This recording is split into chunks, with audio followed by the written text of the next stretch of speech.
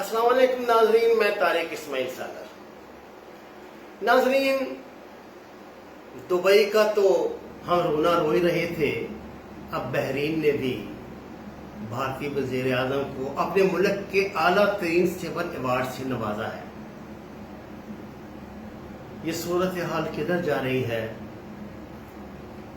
امت مسلمہ کا کیا مذاق اڑایا جا رہا ہے؟ کیا تضحیک کی جا رہی ہے؟ اور ہمارے عرب دوستوں کی طرف سے کیا نبی کریم صلی اللہ علیہ وسلم کی اس حدیث کو سچا ثابت کیا جا رہا ہے کہ ایک وقت آئے گا جب عرب دوبارہ بت پرستی کی طرف راغب ہو جائیں گے؟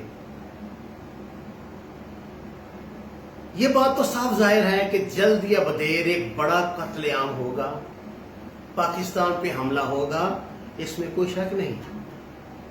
اس سلسلے میں میری کچھ تجاویز ہیں۔ ایک چھوٹے آدمی کے منہ سے بعض اوقات بڑی بات بھی نکل جاتی ہے۔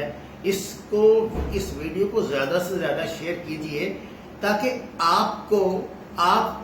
اس ویڈیو کو زیادہ سے زیادہ شیئر کیجئے تاکہ آپ کا پیغام، میرا پیغام ذمہ دار لوگوں تک پہنچ سکے۔ ناظرین کرام، کیا یہ ممکن نہیں کہ پاکستان بھی اپنے نوجوانوں کو اسرائیل کی طرح فوجی تربیت دے کے ریزرو فورس بنا دے؟ کیا ہم انڈیا کی طرح اپنے سرحدی علاقوں میں ہوم گارڈز نہیں بنا سکتے؟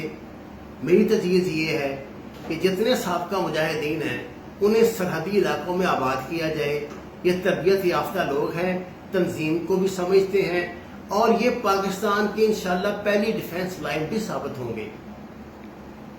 وہ وقت دور نہیں جب ہمیں بہرحال ایک بڑی جنگ کی طرف جانا پڑے گا۔ اس کی وجہ پاکستان کی خواہش نہیں، ہمارا کوئی لینا دینا نہیں اس بات سے۔ یہ ہمیں بھارت مجبور کرے گا۔ ایک جنونی درندہ جو مودی کے نام سے بھارت کا وزیر اعظم بنا ہوا ہے، وہ یہ کام کر کے رہے گا۔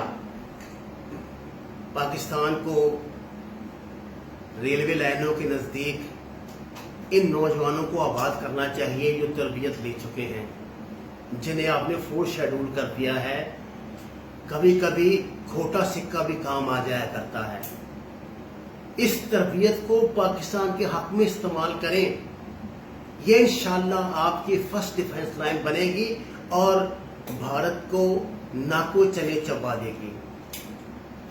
پوری دنیا میں، دنیا کے تمام اہم ممالک میں اپنے نوجوانوں کو فوجی تربیت دے کے ریزرو فورس کی حیثیت سے رکھا جاتا ہے۔ خصوصاً اسرائیل کے ماڈل کو اپنائیے۔ انشاءاللہ تعالی ہمیں اپنی فوج پہ مکمل اعتماد ہے، لیکن اس طرح سویلین مدد کے ساتھ انشاءاللہ ہم بہتر نتائج حاصل کر سکیں گے۔ وما علینا الا البلاغ۔